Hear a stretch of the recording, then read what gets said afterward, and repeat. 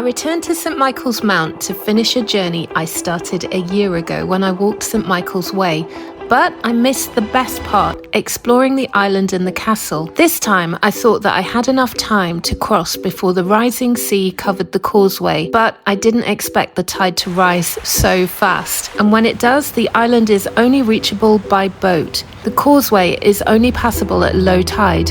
What was stone and sand a few moments ago was quickly becoming sea. Last time I reached St Michael's Mount, I had to turn back. Walking St Michael's Way across Cornwall had taken pretty much the whole day, and by the time I arrived, the castle was almost closed. I didn't get to climb the Pilgrim steps or explore the island properly, and even though we knew we'd be cut off by the tide during our visit, we planned to walk across the causeway and catch a boat back to the mainland after exploring the castle. At the kiosk where we obtained our tickets, we were warned that the causeway was becoming a little soggy. I would have to say that I consider that to be a slight understatement. The sea was moving faster than I thought it would, but we joined in with the other tourists in crossing the causeway despite the incoming tide.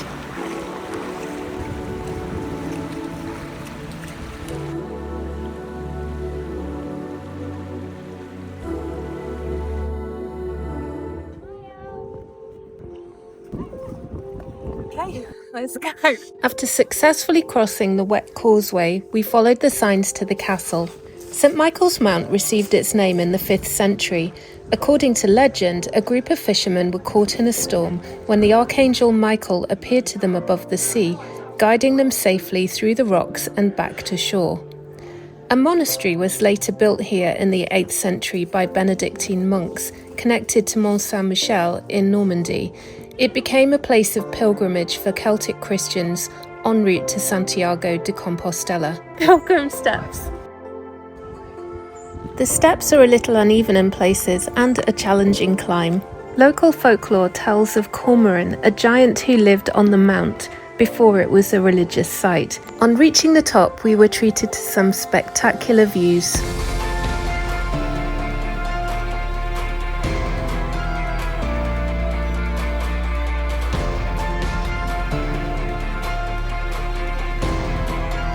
We then started to explore the castle. Over the centuries, it's been home to aristocrats, most notably the St Alban family, who still reside in part of the castle today. The views from the castle courtyards are amazing, and we spent some time taking them all in. I was also really interested to see the chapel, which is still a place of pilgrimage for many today. The guide in the chapel told us that recently a group of Polish biker pilgrims had arrived in their leathers together with their priest, who was joining them for their pilgrimage across Europe. After looking around the remaining open rooms, we spotted an Egyptian mummified cat and then walked back down the hill to the harbour, where we took a boat back to the mainland.